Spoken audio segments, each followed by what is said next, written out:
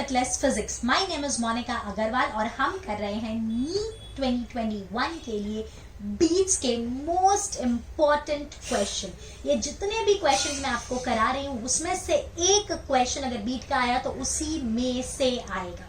तो बहुत ही कम क्वेश्चंस कराऊंगी लेकिन मैं इसमें सारी वैरायटी पूरी तरह से कवर कर लूंगी। अब क्वेश्चन 1 में हमको क्या बोला है कि दो स्ट्रिंग्स हैं ए और बी, ए की फ्रीक्वेंसी 530 है और ए और बी के बीच में जो बीट्स बन रहे हैं वो 6 हैं। मतलब बी की फ्रीक्वेंसी या तो इससे 6 ज्यादा होगी मतलब 536 या 6 कम होगी 524। अब क्या बोला है, अगर हम बी का टेंशन थोड़ा सा कम कर दे तो ऑब्वियस सी बात है फ्रीक्वेंसी भी कम हो जाएगी बिकॉज फ्रीक्वेंसी और टेंशन का डायरेक्ट रिलेशन है। तो अगर मैं बोलूं कि फ्रीक्वेंसी कम होती तो मान लो इसकी फ्रीक्वेंसी 535 हो गई, कम होके 534 ऐसा होगी और इसकी फ्रीक्वेंसी 523 522 ऐसी होगी। अब सोचो अगर ये 535 ही हो गई तो 535 और 530 में कितने बीट्स बन रहे हैं? 5। पहले कितने बन रहे थे? 6। और 523 और 530 में कितने बीट्स बन रहे हैं? 7। पहले कितने बन रहे थे? 6। मतलब यहाँ पे बीट्स कम हो रहे हैं और यहाँ पे बीट्स बढ़ रहे हैं और क्वेश्चन के हिसाब से भी बीट फ्रीक्वेंसी इज इंक्रीजिंग। तो इंक्रीजिंग ऑब्वियसली 523 और 530 में 7 पॉसिबल है। So the correct answer is 524 option B. A good question, ये टिपिकल क्वेश्चन है, आता है तो ऐसे ही एग्जाम में फंसता है। समझ में आया क्या करना है? आपको पहले 2 प्लस और माइनस करके देखना है, उसके बाद according to the situation tension is decreasing so frequency has to decrease. तो मैंने फ्रीक्वेंसी को डिक्रीज करके देखा। अब क्वेश्चन के हिसाब से देखने का बीट्स कम हो रही है कि बढ़ रही है। सिंस यहाँ पे बीट्स बढ़ रही है इसके लिए हमने ये लिया। अगर बीट्स कम होते तो हम ये वाले आंसर को मार्क करके आते। ओके, अब अगले क्वेश्चन में क्या बोला है, एक अननोन फ्रीक्वेंसी n है जो 250 के साथ 4 बीट्स बना रही है।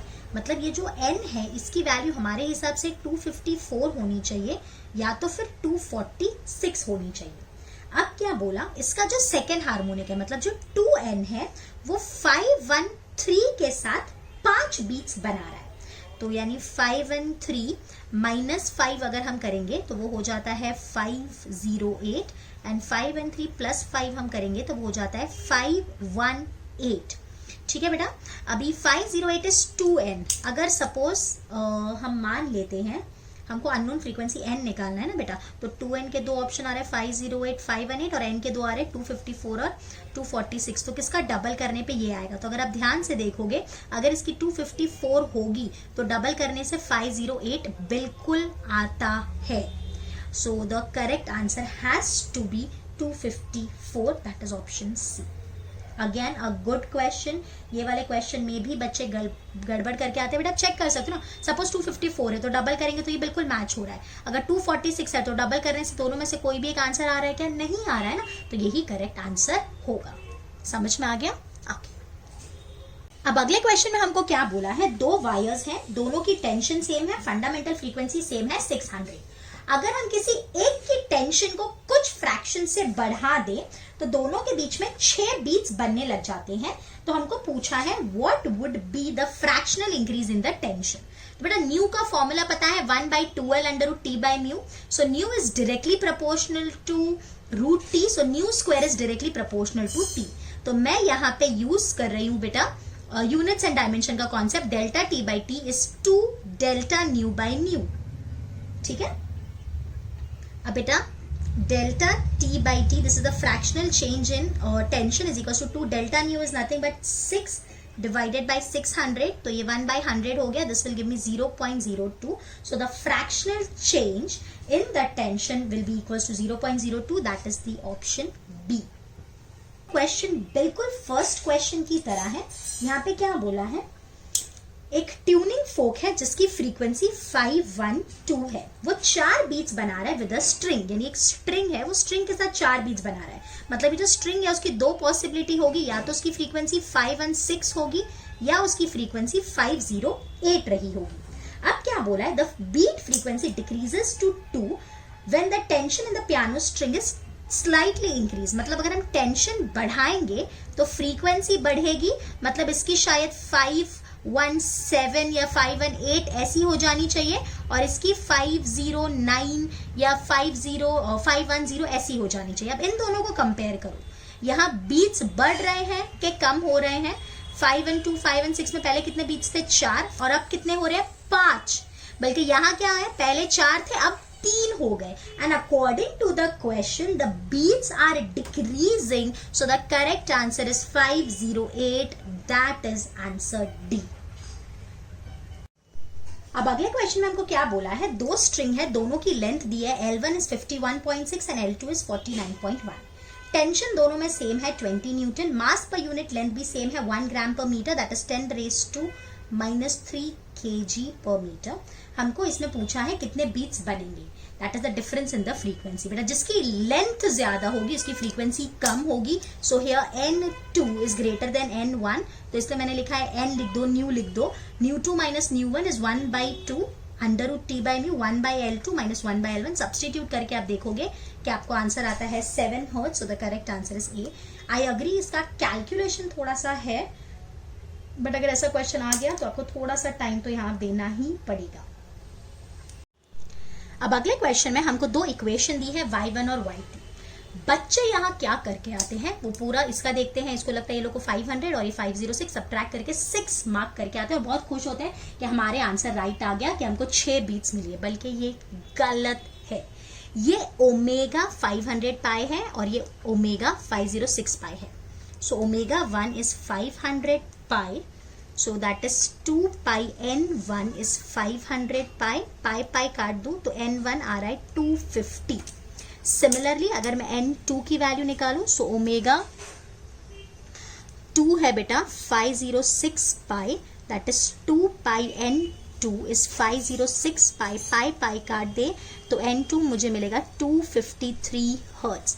अब अगर आप दोनों का डिफरेंस निकालोगे n2 माइनस n1 तो वो 3 हर्ट्ज आएगा। सो the correct answer is option D and not 6। हालांकि यहाँ पे तो 6 ऑप्शन दिया ही नहीं है, बट मोर ओवर ऑप्शन में आपको 6 भी देखने मिल जाता है।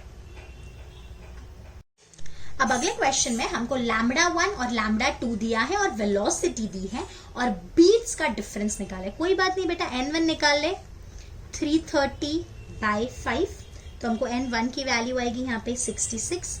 सिमिलरली n2 निकाल ले 330/5.5, तो इसकी वैल्यू हमको 60 आएगी। अभी बस डिफरेंस निकाल लो, n1 minus n2 will be 6 hertz, तो यहाँ कितने बीट्स बनेंगे? 6। सो the correct answer is option A. In the next question हमको λ1 दिया है 50 सेंटीमीटर, λ2 दिया है 51 सेंटीमीटर और बताया है कि यहाँ पे 12 बीट्स बन रहे हैं, हमको वेलोसिटी निकालनी है। Now since λ2 is greater than λ1, obviously n1 will be greater than n2. So n1 minus n2 is 12. n1 की जगह हम लिख सकते हैं v by λ1 and n2 की जगह हम लिख सकते हैं v by λ2 is 12. v हम कॉमन निकाल लेंगे, so 1/50 minus 1/51 is 12. तो यहाँ पे मिल रहा है v 1/50 into 51 is 12, so v is 12 into 50 into 51. As you know, ये दोनों भी सेंटीमीटर में है, तो into 10⁻⁻4 हमको करना पड़ेगा।